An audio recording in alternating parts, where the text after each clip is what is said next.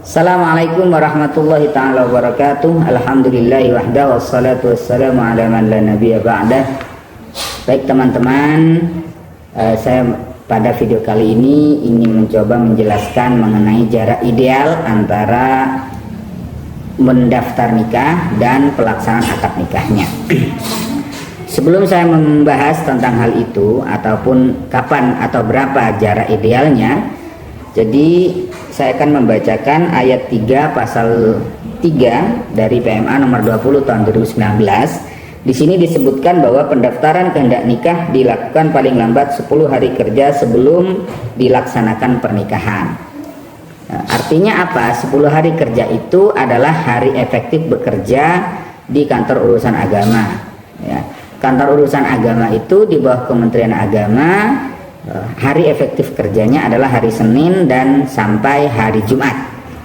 Artinya Sabtu Minggu tidak dihitung hari kerja. Begitupun jika pada hari Senin atau Jumat itu ada hari libur, maka itu tidak dihitung hari kerja. Misalkan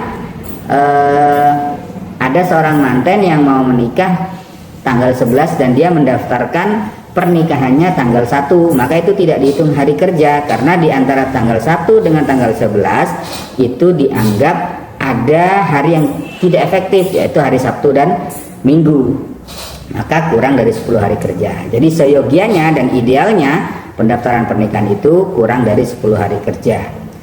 Jadi berapa sebenarnya waktu ideal untuk melakukan pendaftaran nikah dan berapa jaraknya dengan pelaksanaan akad nikah?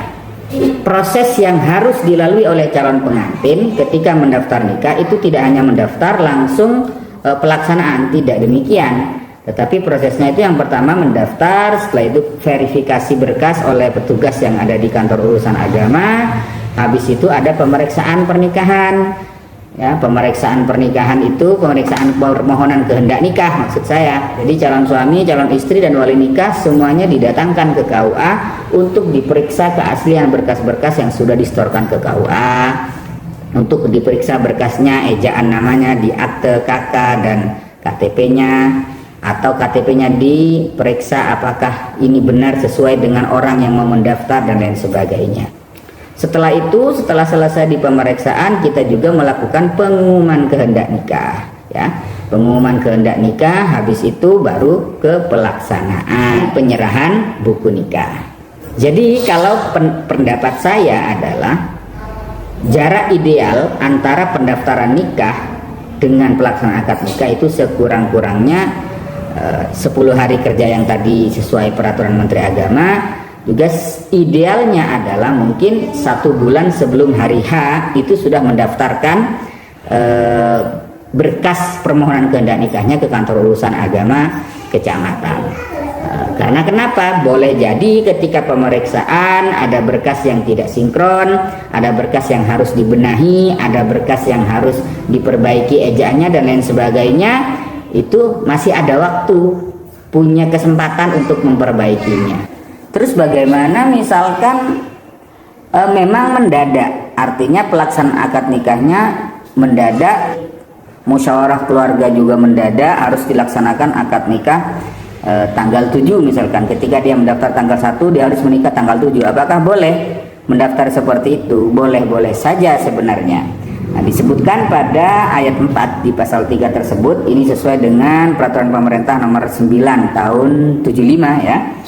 Dalam hal pendaftaran kehendak nikah dilakukan kurang dari 10 hari kerja, calon pengantin harus mendapat surat dispensasi dari camat atas nama bupati atau wali kota.